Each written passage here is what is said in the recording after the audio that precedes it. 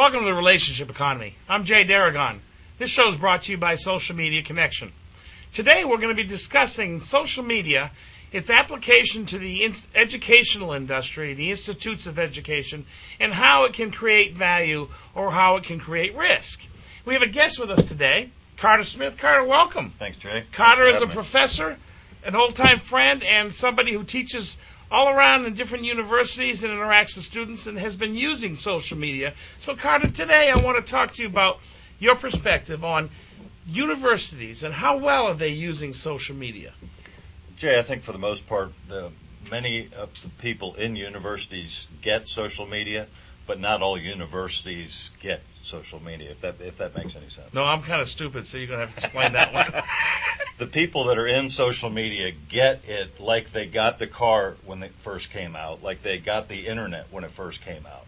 But universities didn't go out and buy a fleet of cars, and they didn't go out and get high-speed internet from day one. They had to be shown that it works and see how it fits into their mission, as it were. So how do you find, as a teacher, how do you find the students reacting to your use of social media or social tools in the teaching process? It depends on the student. I teach non-traditional and traditional students. Traditional are those who just got old enough to be in college, most of them from 18 to 22. They're usually, because they don't remember life without Facebook or MySpace. And when they see that I've got both of the accounts and they can choose which one they want to connect, if at all, to connect with me on, they're like, well, that's pretty cool, but that's kind of like my mom or my dad having an account. I don't know. So I tell them, look, if you want to send me a message, you can actually do that anonymously or without connecting to me.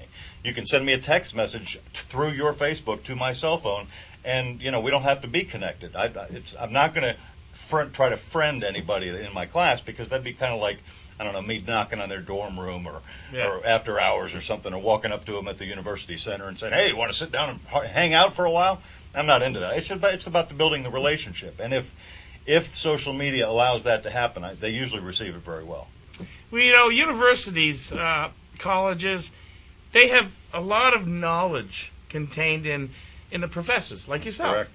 And who have spent years building up their knowledge, and then now are supposed to impart their knowledge to a body of people, right, to students. So as we look at social media and the exchange of knowledge and conversations, how do you see professors, particularly, being able to leverage their knowledge with social media? First, they have to get over a hurdle, and it's usually a major hurdle, and it's called the hoarding of knowledge hurdle. In higher education, there's this tendency to say, I've got it all, and you can't have it unless you're in my class at 9 o'clock on Tuesday. Okay. And we'll promptly depart at 10 o'clock on Tuesday, and I'll give it to you again on Thursday, and not any other time in between. And that's traditionally been how higher education has been passed on from professor to student. Maybe if you come in for office hours, but those are really not convenient times. One thing that I've found is if you treat the knowledge like a product, it'll be mistreated. If you treat the knowledge like love or caring or friendship, then it'll always be treated well, and you get it back. And you get it back in different forms and different ways, and so it depends on how you treat it. Most university professors don't go hang out at the lunch bar. They don't go to the food court and see how their students are doing. They're not going to be involved in social media of any kind.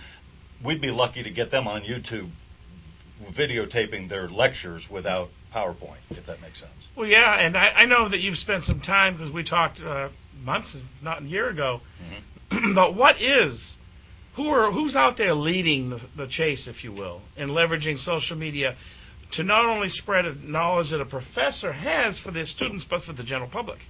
There are several people in the blogosphere actually that have started, and I actually got turned on to Web 2.0 for education by a group called EdTech Talk.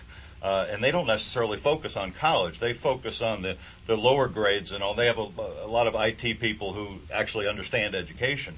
And they started talking about the different ways that you can use the internet and the things on the internet. And I was listening. It's like I didn't hear anything about college. I didn't hear anything about college. But then I realized you can apply it wherever you go. Many of the universities, most of the private universities seem to get it.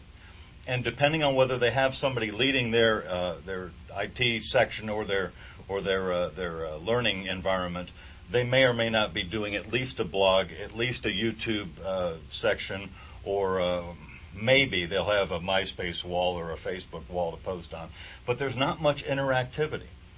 My vision of using higher education in higher education 2.0, for lack of another, a better, well-used term, is to have the university with their presence in that area, in 2 or 3 or 4 or 5, however many areas, wherever their students are, and then have the professors be able to interact, and even the chairs of the departments. But that requires accessibility, and we don't like that in higher education. Interesting. So what I'm hearing is it's a cultural issue. Absolutely. And it's a paradigm of thinking of what is education, what is a professor, and how do I share knowledge without giving it away, right? Almost. Right, absolutely. Well, on the other side of that coin, though, would you say that there's a significant opportunity? There's a huge opportunity, and many individual professors and other people in higher education, they absolutely get it. And they are spending a little bit of extra time, that's often a caution, spending a little bit extra time outside the classroom, outside of preparing their classes, and they'll interface with their students to some extent. But I bring Web 2.0 into the classroom, and then I take the classroom into Web 2.0. I just like to tear down the classroom walls, as it were. I don't think we can only learn from 8 to 5 during the day. I think we can learn whenever. Fascinating stuff. Well, listen, I know that there's a lot of dialogue throughout the social web about the exchange of knowledge in conversations. So learning is already being applied in the general public forums, in the conversations. Now imagine if we could synchronize the educational process into those conversations so that everybody's learning. It would be phenomenal strategically for a university. Absolutely. And the universities that are coming into the marketplace, the open universities model, as it were, is trying to do some of that. There's just people looking for a business plan. They don't get away. We can't do this without having a transfer of money, can we? Or is that okay? Yeah. And it's kind of sad to see that. But you have to put food on the table. So I understand that to a point. But there's also that community service facet that is built into each and every for-profit, public, private, whatever university. There's that community outreach, and some do it for marketing, and some do it because they feel obligated, rightly so, I think.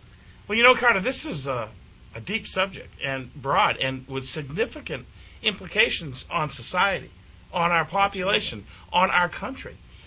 I'll tell you what, let's come back and do another segment. Sure. And let's talk about what the possible strategies and opportunities could be for a university. And we'll use your brain as the innovator to say, Mr. Professor, if you had a piece of paper, how would you design this so that a university could help lift the exchange of knowledge everywhere, just not, as you say, in a certain hour segment and with a certain student group. Okay. Fair enough? Fair enough. Carter, it's been great. We appreciate you taking your time. Come on back. Stay with us. We're going to have a lot more about education and how social media can disrupt old models but create new ones. Thanks for your time.